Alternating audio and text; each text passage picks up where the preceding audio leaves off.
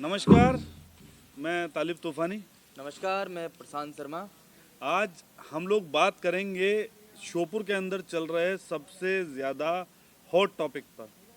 और हमारे आज की चर्चा का जो खास विषय होगा, जो शीर्षक है हमारी चर्चा का, वो है बातों ही बातों में।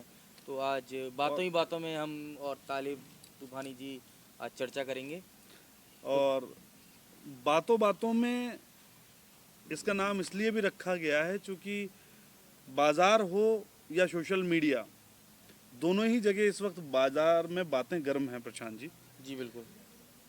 प्रशासन की कार्रवाइयों को देख कर के लोग अचंभित हो रहे हैं क्योंकि इससे पहले शायद मुझे लगता है कहीं भी ऐसी कार्रवाइयाँ नहीं हुई है, ताबड़तोड़ कार्रवाइयाँ जिसे कह रहे हैं लोग। हम्म। आप देखेंगे कि कोई भी कॉलोनी नहीं छोड़ी जा रही है, लगातार कार्रवाइयाँ चल रही है। प्रशासन को एक तरफ लोग जो है बहुत सही मान भी रहे हैं यहाँ पर, बिल्कुल लेकिन एक तरफ कुछ लोग जो है इस पर सवाल भी खड़े कर रहे हैं इस पर। सवाल भी खड़े कर रहे हैं। या एक वो मुझे लगता है कि कहीं ना कहीं जिन लोगों का नुकसान हुआ है, कहीं ना कहीं कॉलोनाइजर, तो वो लोगों के जहन में ये बात डाल रहे हैं कि उसमें नुकसान है। क्या लगता है? इसमें थोड़ा सा जो मुझे लगता है वो थोड़ा सा कम्युनिकेशन गैप रहा है प्रशासन और आम पब्लिक के बीच में, थोड़ा सा ज़्यादा नहीं। हालांकि प्रशासन ने पूरी तरह से कोशिश की है कि वो लोगों को समझा पाए कि कार्रवाई आखिरकार किसके खिलाफ हो रही है। और जो कॉलोनाइजर हैं, आखिर वो एक बात आप भी जानते हो कि जिसकी दुखती नस पे हाथ रखोगे तो वो कुछ तो करेगा। तो लेकिन वही हाल हो रहा है कि वो चाह रहे हैं कि ये मामला कैसे भी करके कॉलोनाइजर वर्सेस प्रशासन ना हो के आम पब्लिक जो कि जिन्होंने प्लॉट खरीदे हैं उनके और सरकार उनके अच्छा, प्रशासन के बीच ओके, हो हाँ, जाए। ये बात बिल्कुल तो सही ये कह रहे हैं। मुद्दा चल रहा है पूरा खेल। जैसा अभी हमने कुछ दिनों पहले दतिया में देखा था कि वो हाँ। लोगों ने इकट्ठा करके बेला वो फुसला करके प्रशासन पटवारी के खिलाफ पटवारी आया के था खिलाफ मामला। प्रशासन के सामने लेकर के आ हाँ। गए थे। ठीक, ऐसे ही लोगों को यहाँ पे भड़काया बिल्कुल जा रहा है। बिल्कुल। ये इसमें एक चीज देखने वाली क्या है पता है कि लोगों को ये बता दिया गया है कि आपका नुकसान है। वो कॉलोनाइजर तो बेच के चला गया है, बिल्कुल लेकिन बेच के कहाँ जाएगा, वो देखो, एक बड़ी चीज है। सरकार से प्रशासन से कोई भी नहीं भाग सकता है। आप जब अपराधी नहीं भाग सकते हैं, कोई देश छोड़ के नहीं भाग सक ज़्यादा हो नहीं सकता है, तो कॉलोनाइजर कोई बड़ी बात नहीं है। प्रशासन जिस दिन चाहेगा, कॉलोनाइजर क्या होता है, प्रॉपर्टी का काम करने वाला व्यक्ति होता है, वो प्रॉपर्टी लेता है, खरीदता है, बेचता है, तो कहाँ भागेगा। हाँ। क्योंकि प्रशासन ने रजिस्ट्रियों पर और नामांतरण अभी रोक लगा दी कुछ समय के लिए, तो कहाँ जाओगे आप। अभी तो आप कॉलोनाइजर पूरी तरह से लेकिन ये प्रशासन वेद के अवेद पास की है। बात चल रही है। वेद अवेद क्या है क्या नहीं है, ये लोग अभी इसमें कंफ्यूज हो रहे हैं। वेद में क्या सुविधाएं मिलती है लोगों को अभी यही नहीं पता। देखो, और अवैध कॉलोनियों में प्लॉट खरीदना महंगा है सस्ता है, इस बात को लेकर के लोगों में बड़ी चर्चा है क्योंकि लोग वही बात कर रहे हैं जो वो सुन रहे हैं बिल्कुल और वो सुनी हुई बातों पर भरोसा करते हैं। वैध अवैध बड़ा अच्छा आपने टॉपिक उठाया है। वैध अवैध, क्योंकि लोगों को मैं एक बार थोड़ी सी बता दूं कि अवैध तो सभी लोग जानते हैं, जो कि कागज जिसके पूरे नहीं है या किसी तरह से गलत तरीके से बनाई गई है। यहाँ पे सबसे बड़ा सवाल है कि लोगों को ये नहीं पता कि वैध होता क्या है, हम कैसे पता करें कि वैध है। कॉलोनाइजर ने बोल दिया कि भाई सड़क डली है, मैं आपको सड़क डलवा के दे रहा हूँ, बिजली के खंभे लगवा के दे रहा हूँ, छोटा सा पार्क बना के दे रहा हूँ, और पानी वगैरह के लिए बोर करवा के दे रहा हूँ एक पूरा, और वैध कॉलोनी है नहीं मेरी। नहीं, तो ये बहुत अच्छी बात आपकी मुझे इसलिए लगी क्योंकि अभी आपको याद होगा हम जब 2-3 कॉलोनी में हाँ, गए थे, हाँ। तो उन कॉलोनाइजर ने हमसे यही यही बात बात कही कही थी कि देखिए हमने कि अब उन्हें नहीं पता था कि हम लोग किस मतलब हम मैं बता दूं कि हम एक कॉलोनी में गए थे। 3 कॉलोनी में गए तीन थे। कॉलोनी में गए थे। उस कॉलोनी में हम ग्राहक बन के गए थे। हम जानना चाह रहे थे कि माहौल क्या है इनके बाद में। तो बड़ा हमको भी वो किस तरह बेवकूफ बनाने की कोशिश मतलब कर रहे उन्होंने थे कहा वो। कि हमारी टीएनसीपी अप्रूव्ड हाँ, है और सारा हमारे कुछ। यहाँ देखिए रोड डला हुआ है, पानी है, तो इसलिए अब आम पब्लिक के लिए तो यही है कि भाई वेद कॉलोनी है, रोड डल गया तो वेद हो गई। और उन्होंने जो है वहाँ पर गेटेड सोसाइटी भी आजकल लोग बना रहे हैं, पानी के लिए भी कोई व्यवस्थाएं नहीं है, लेकिन पुरानी कॉलोनियाँ देखिए खराब पड़ी है।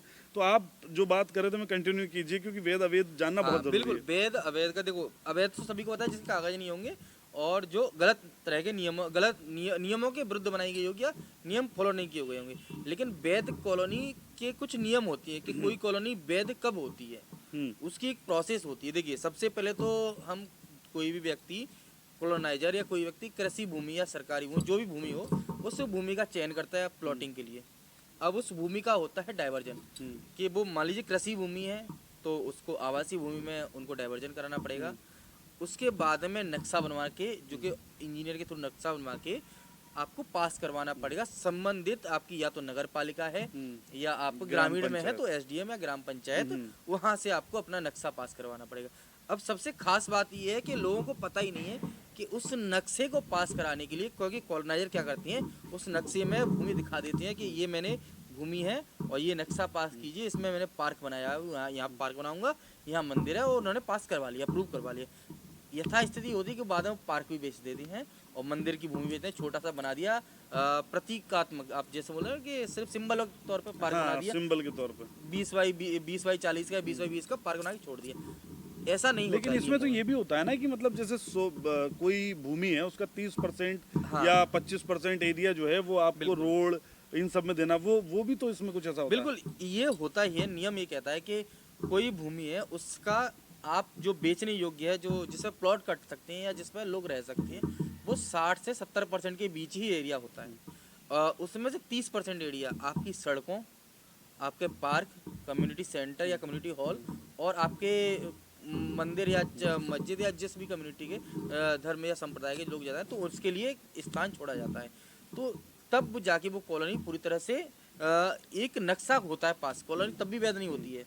उसके बाद में आता है टीएनसीपी अप्रूवल के लिए, रेरा वगैरह टीएनसीपी आप जानते हैं, टाउन एंड कंट्री प्लानिंग, उस पर जाएगा। तो उसके बाद में जब होता है कि आप जब प्लॉटिंग काटोगे, आप अपनी परमिशन लोगे, जो आपका टैक्स है गवर्नमेंट को दोगे कि भाई हमारा जो टैक्स बनता है पूरी लड़ाई टैक्स की ही है, और टैक्स बनता है वो आप गवर्नमेंट को, उसी को बचाने के लिए लोग सेकंड रास्ता अपनाते हैं, उस पर हम चर्चा करेंगे। तो वो आप जमा करोगे, उसके बाद आपकी कॉलोनी में जो कॉलोनाइजर है उसको एक और नियम फॉलो करना होता है कि कॉलोनी में जितने भी आपके प्लॉट कटे हैं उसमें से 15 से 20% का आंकड़ा, एक 15 से 20% आपको ईडब्ल्यूएस एलआईजी को देना बहुत आवश्यक है। ये बहुत अच्छा। और ये यहाँ पर एक मिनट रुकिए, देखिए ईडब्ल्यूएस एलआईजी आपने बहुत अच्छी बात कही है।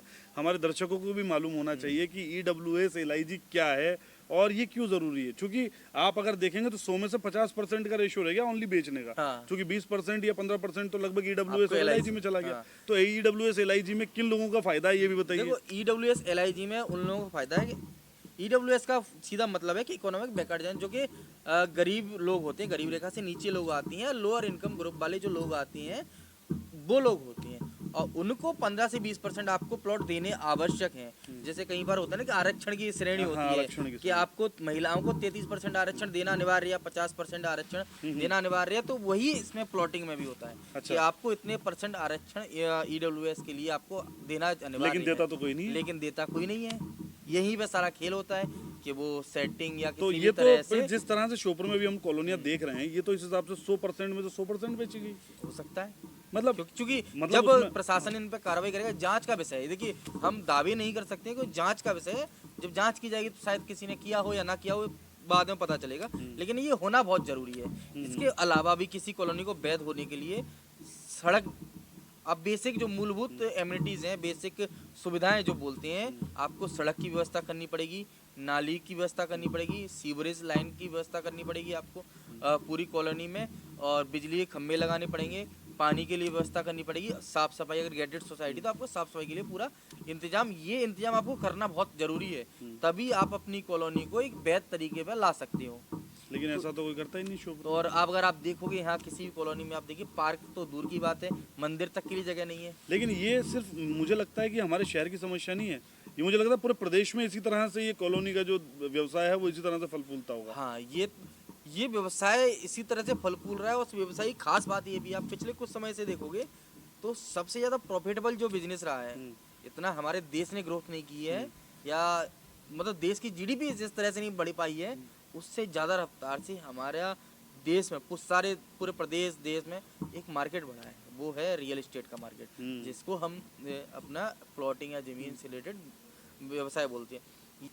यही है कि आपको जैसे पता हो, चूँकि आप इस शहर में पहले से रह रहे हैं, आपको सारी चीज़ें पता है कि किस तरह प्रॉपर्टी के दाम बढ़े हैं ऊपर, तो वो ये फायदे का सौदा था, इसीलिए बढ़ते जा रहे हैं। अब अगला मैं आपसे यही जानना चाहूँगा कि एक बड़ा सवाल आ रहा है हम लोगों के बीच में, सोशल मीडिया पे सारे पत्रकारों के बीच में, एक बहुत इम्पोर्टेंट सवाल है, इसका आप थोड़ा विस्तार से जवाब दीजिएगा कि लेकिन अधिकारियों अगर ने मेरे पास रजिस्ट्री की तो कैसे की, ये एक सवाल है। अगर ये हाँ कॉलोनी वैध नहीं मुझे थी- भी लोगों ने कमेंट किए हैं हाँ, इस पर। ये अगर कॉलोनी वैध ही नहीं थी तो अधिकारी कर्मचारी उन्होंने रजिस्ट्री कैसे कर दी, हाँ ये एक बड़ा मजेदार सवाल है। ये बिल्कुल सही बात है। देखिए मैंने जहाँ तक देख रहा हूँ कि प्रशासन को घेरने के लिए लगातार जो है इस तरह की सोशल मीडिया पे पोस्ट चल भी रही है।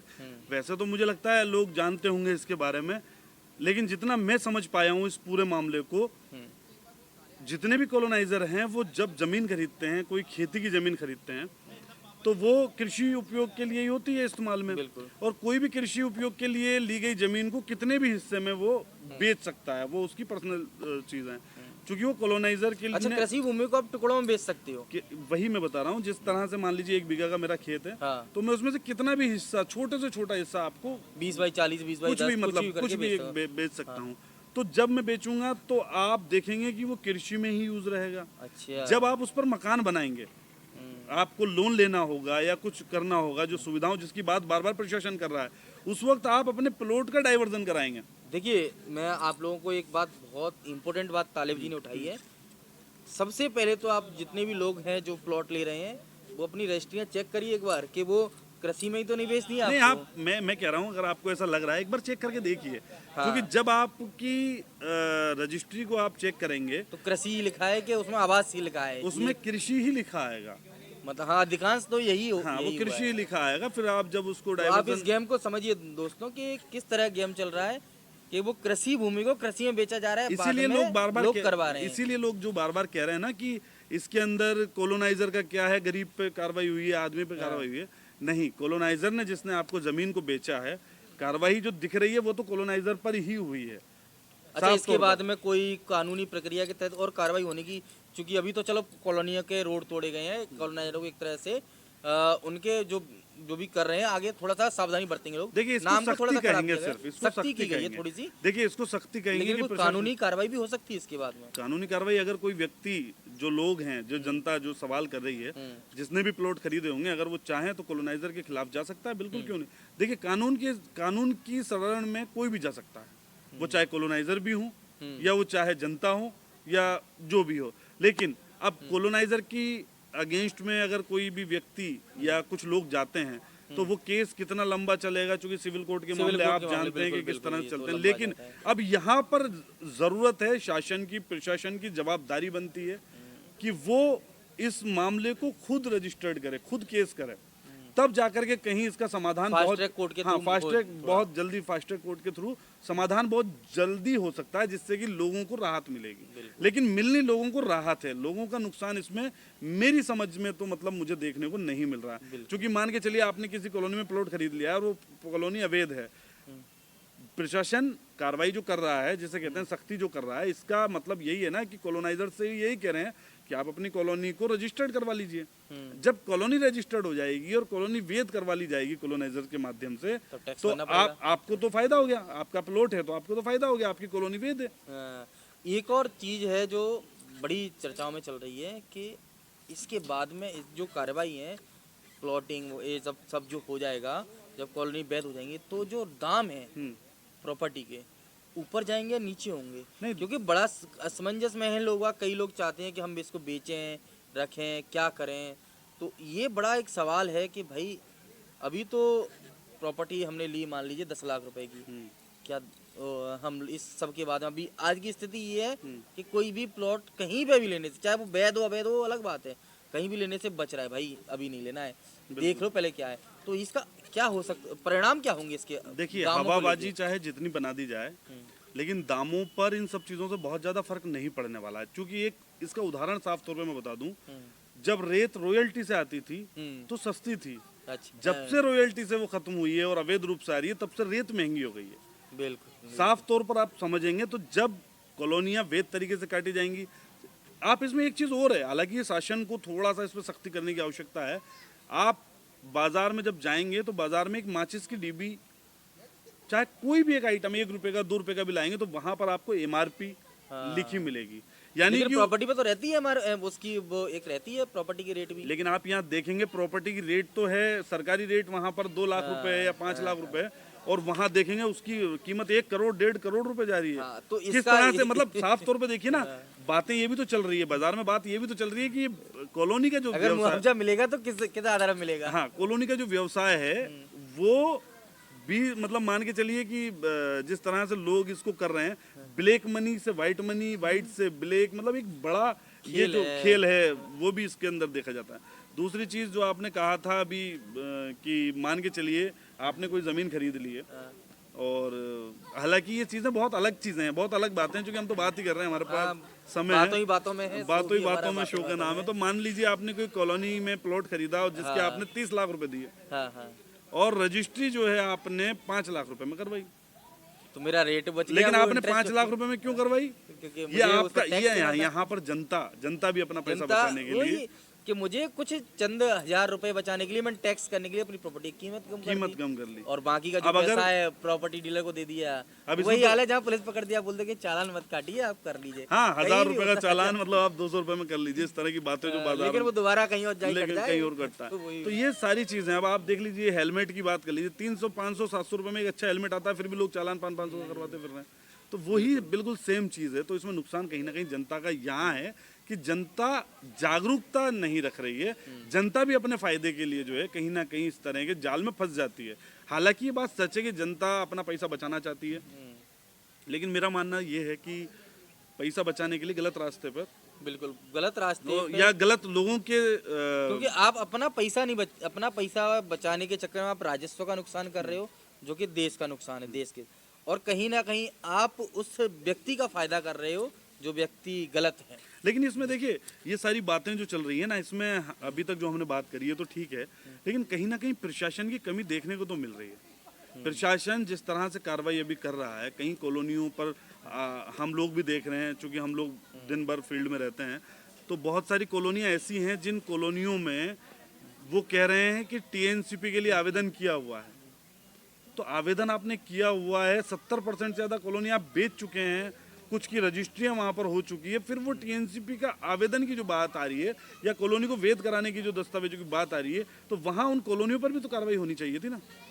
ये बहुत सही आपने बताया कि कई लोगों ने अभी तक कॉलोनियाँ जो बेच रहे हैं वो ये बोले हमने आवेदन दे दिया है, हमारी टीएनसीपी आ जाएगी, लेकिन अभी आई नहीं है। लेकिन एक और बात आपने समझ नहीं होगी, लोगों को, आप लोगों को भी ध्यान देना होगा इस बात पे कि क्या कर रहे हैं कॉलोनाइजरों ने, क्या गेम खेला है कि वो आपको कहीं पर भी लिखित में नहीं दे रहे हैं कि आपने प्लॉट खरीदा है। वो मौखिक रूप से वो बोलते हैं कि भरोसा रखिए, और आप एक बात रखिए, भरोसे पे दुनिया कायम है, भरोसे पे दुनिया कायम है, लेकिन आपके साथ विश्वासघात करने वाला कोई आपका अपना ही होगा, क्योंकि उस कॉलोनाइजर से मिलवाने वाला कोई अपना ही व्यक्ति होता है। जिसके थ्रू एक बड़ा अच्छा केस आया था, एक दिन कार्रवाई चल रही थी, तो एक महिला का प्लॉट था वहाँ पे, तो वो आई परेशान हो गए, एसडीएम साहब थे, तो वहाँ पे एक बात उभर के आई कि उनको जो प्लॉट दिलवाया उन्हीं के भाई ने दिलवाया था। अच्छा, वो भाई प्रॉपर्टी का काम करता होगा। तो उन्होंने अपने जरा से फायदे के लिए नहीं, तो मैंने आपको याद होगा, तो इसमें यही करते हैं लोग बाग कि भाई वो मौखिक रूप से ले लेती हैं, चलो ठीक है यार, कहाँ जाएगा, इसके पहचान वाला है, उसके पहचान वाला है, बुआ का लड़का है, कहीं ना कहीं से कहीं जाएगा।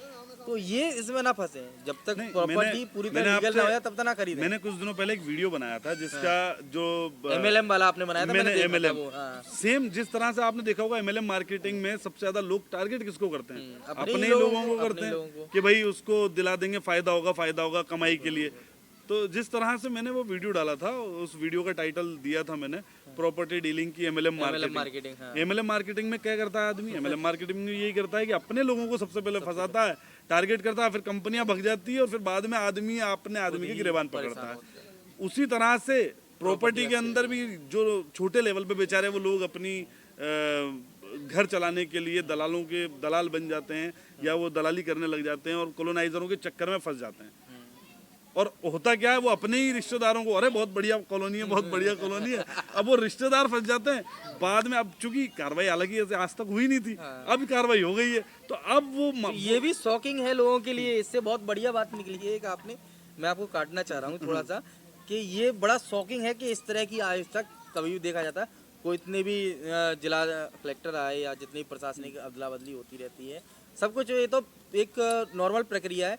किसी ने भी प्रॉपर्टी जैसे व्यवसाय में, चूंकि हमेशा माना जाता है प्रॉपर्टी का काम करना कहीं ना कहीं किसी प्रकार संरक्षण प्राप्त होना है, तो यही माना जाता है। लेकिन जिस तरह से पहली बार तारीफ करनी होगी कलेक्टर साहब की कि जिस तरह से उन्होंने पहली बार मैंने तो अपने समय से पहली बार ही देखा है कि इस तरह से ताबड़तोड़ कार्रवाइयां हो रही है, एक नायक की तरह उभरे हैं मैं और बताऊं वो आपको, नायक की तरह काम कर रहे हैं। नायक फिल्म का तरह अनिल तो कपूर ठीक याद है। आ रहा है उनको देख के, मैं- क्योंकि कहीं ना कहीं शकल भी उनकी मिलती मैं है। जिस दिन ये पहली कार्रवाई हो रही थी, मैं एक चाय की दुकान पे बैठा था, तो पहले दिन जहाँ कॉलोनी पर कार्रवाई हुई तो वहाँ पर जो चर्चा चल रही थी चाय पे, वो चल रही थी कि अब तो जो है प्रशासनी जो अधिकारी हैं इन लोगों की अदला बदली तय है, अभी तो देखना तुम शाम को क्या स्थिति होती है, अभी इनके तबादले होते हैं।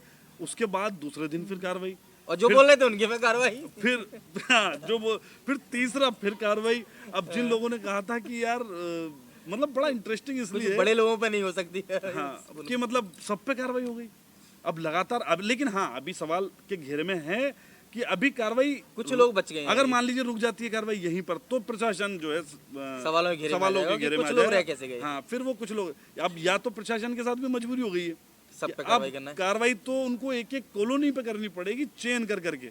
अगर कोई कॉलोनी रह जाती है इस पूरे कार्रवाई के अंदर तो फिर सवाल इतने प्रशासन की उठेंगे, कार्यनिष्ठा पर सवाल उठ जाएगा फिर तो। है ना। लेकिन अब ये देखना ये है कि जानकारी जो दे रहे हैं या जिस तरह से जानकारियां कलेक्ट की जा रही हैं कॉलोनी की, वहां पर कोई खेल न कर जाए। सवाल वहां है। लेकिन एक और बात, जब हम लोग चूंकि पत्रकारिता में हम लोग रहते हैं अधिकारियों के और सबके नज़दीक रहते हैं, तो कहीं ना कहीं एक इन्फॉर्मेशन आपने भी सुनी होगी कि जो नाम आ रहे हैं वो अचानक से आ रहे हैं।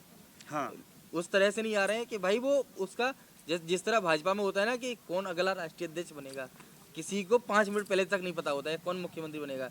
यही कलेक्टर साहब को काम चल रहा है, किसी को पता ही नहीं है किस कॉलोनी पे कार्रवाई आ रहा है नाम। लेकिन इस हिसाब से तो देखा जाए तो कलेक्टर साहब बहुत लंबे समय से इसका मतलब तैयारियों में थे। बिल्कुल, देखिए जो भी जिले का मुखिया होता है बड़ी जिम्मेदारियां होती हैं, तो उनको सारी चीज़ें पता होती हैं, उनको हर एक चीज़ पता होती है कि उनको यही पता है कि हम लोग किस तरह की बात काम कर रहे हैं और क्या हमारा हम लोग जो फेसबुक पे या कहीं पत्रकारिता कर रहे हैं किससे मिल रहे हैं, क्या काम कर रहे हैं, क्या है, तो ये नज़र रहती है। उनका सूचना तंत्र पत्रकारों से भी बहुत मजबूत रहता है, नेताओं का होता है, लेकिन कहीं ना कहीं प्रशासक जो जिले संभालते हैं, क्योंकि जिम्मेदारी उनके ऊपर है पूरे जिले की, कब क्या घटना घटने वाली है क्या नहीं है, तो सारी जानकारी। तो ये स्वाभाविक है कि उनके पास सारी सूची पहले से ही बनी रखी होगी। नहीं, लेकिन इसको सारा क्या कुछ कहें, तैयार मतलब जिस तरह से तबादलों की बात अभी हम लोग कर रहे थे कि तबादलों की बात है, तो इस वक्त बिल्कुल सन्नाटा पसरा हुआ है। सन्नाटा है, मतलब अब तबादला तो बहुत दूर की बात है, मतलब कोई कुछ बोल ही नहीं रहा है। अब बोलना भी फरवरी तक चूंकि अभी तबादले नहीं हो सकते हैं, इलेक्शन मनाही कर कमीशन दी ने थी रोक किसी लगाई, व्यक्ति। लेकिन इसमें कुछ तो बड़ा है, या तो ये बहुत ही मतलब कुछ देखिए राजनीतिक संभावनाएं या फिर ऊपर से आदेश आया होगा, लेकिन कुछ भी हो, श्योपुर जिले की अगर दूरगामी सोच की बात करें तो जरूर ये दूर के लिए फायदे का सौदा हो सकता है। देखिए इसके बाद में एक कोई भी कुछ हो ना हो, लेकिन अर्पित वर्मा जी को श्योपुर जिले कलेक्टर के तौर पे श्योपुर जिला आने वाले कई सालों तक याद रखेगा कि कोई व्यक्ति आया था जिसने ताबड़तोड़ कार्रवाई की। संजय कुमार जी को याद किया जाता है। हाँ। शायद उनसे एक कदम ऊपर ही किया जाए, बिल्कुल ताबड़तोड़ कार्रवाइयां की, ताबड़तोड़ कार्रवाई, किसी भी व्यक्ति को बख्शा नहीं, जिसने गलत किया उसको खिलाफ कार्रवाई। संजय कुमार जी का नाम मैंने क्यों लिया है, क्योंकि जिस तरह से हम देख रहे हैं कि जो कार्रवाई हुई थी तो वहाँ जिक्र यही तो था। पहले भी जमीन का ही मामला था, जमीन पे कार्रवाई हुई थी जिस पर तुरंत तबादले हो गए थे, लेकिन इस बार तो कार्रवाई पे कार्रवाई हो रही है। ये अच्छा व्यक्ति पे हो रही है। मुझे लगता है कि ये बहुत अच्छा संदेश है, क्योंकि ये दूरगामी सरकार का भी एक अच्छा संदेश है कि सरकार एक सख्त निर्णय ले रही है, चाहे कोई व्यक्ति हो जो गलत करेगा या सरकार के राजस्व के साथ कोई खिलवाड़ करेगा तो उसके खिलाफ कार्रवाई होगी, चाहे वो किसी भी नहीं। लेकिन इससे बेनिफिट और फायदे की जब बात की जाए तो जनता को ही तो है ना फायदा। जनता भाई जब अच्छी कॉलोनियां कटेंगी, सुविधाएं, प्रशासक तो वही चलिए जनता इसका के एक काम करेगा। उदाहरण है मेरे पास, एक उदाहरण है, चूंकि आप तो श्योपुर से बाहर से हैं, लेकिन आपने चूंकि घूमा है, आप जानते हैं सलापुरा में आप जाते भी हैं, उधर अपने दोस्त रहते हैं उधर एक दो, तो वहाँ आपने देखा होगा कि रास्ता कैसा है, किस तरह से जाते हैं। बरसात में तो बहुत बुरी हालत है वहाँ पर लाइन से 10 कॉलोनियां सलापुरा में, राज होटल के पीछे आप देखेंगे कॉलोनियां कितनी काटी जा चुकी हैं, लेकिन कॉलोनियों यानी घर तक पहुँचने के लिए रास्ता नहीं है। देखिए ये सारी बातें हैं, कुल मिलाकर के इस तरह की चीजें जो है वो लगातार चल रही है। लेकिन अब जो हमारा कैमरा है उसकी बैटरी बोल गई है, इसलिए हमें चर्चा जो है थोड़ी बैटरी थोड़ा खत्म हो चुकी है और हम कहीं आए थे तो आज सोचा यहीं पे चर्चा की जाए, तो थोड़ा सा हुआ है मसला। लेकिन इसके और जब हम आगे बात करेंगे, हम बातों चर्चा बातों- जारी रखेंगे, अगली बार जब भी आएंगे तो हम पूरी इंतजाम के साथ आएंगे कि बैटरी का ऐसा मसला ना आए। लेकिन अभी लगभग जितने सवाल थे उनके जवाब तो हाँ, लगभग हम अगर कोई भी सवाल बच गया हो तो आप कमेंट के माध्यम से पूछ सकते हैं। हमारी कोशिश रहेगी तालिब जी हो या हम क्योंकि हो, हम लोग एक्सपर्ट जवाब नहीं दे पाएं। है, हम लोग एक्सपर्ट नहीं है, और ना आप ही हम, ये जवाब खोज पाए कहीं से पता करके किसी अधिकारी या उससे तो भी। इसलिए हमारे जवाबों को बिल्कुल आप प्रमाणित ना माने। लेकिन हम लोग जितनी भी बात कर रहे हैं, बातों बातों में सिर्फ हमारी बातें चल रही हैं, और सिर्फ आप लोग, अगर आपके जहन में भी कोई सवाल और रह गए हो तो आप बिल्कुल कीजिए। प्रयास ये करेंगे कि प्रशासन से पूछ के या थोड़ा बहुत पढ़ के या जितनी हमें नॉलेज है वहां से कलेक्ट करके आप तक वो जवाब पहुंचाएं। क्योंकि आप लोग बिल्कुल भी चिंता में न रहिए, क्योंकि हम दो लोग जो हैं वो बातों बातों में इस पूरी चीज को सफल बनाएंगे। कोशिश करेंगे कि आप तक पूरी बातें जो हैं वो पहुंचा सकें। फिलहाल इतना ही, और आगे फिर मिलेंगे बातों बातों में। धन्यवाद। मैं तालिब तूफानी। धन्यवाद दोस्तों, मैं प्रशांत शर्मा। ऐसे ही जुड़े रहिए, हम लोग कोशिश करेंगे अगली बार कुछ नया मुद्दा या यही मुद्दा अगर चर्चित रहा तो हम फिर लेके आएंगे। धन्यवाद।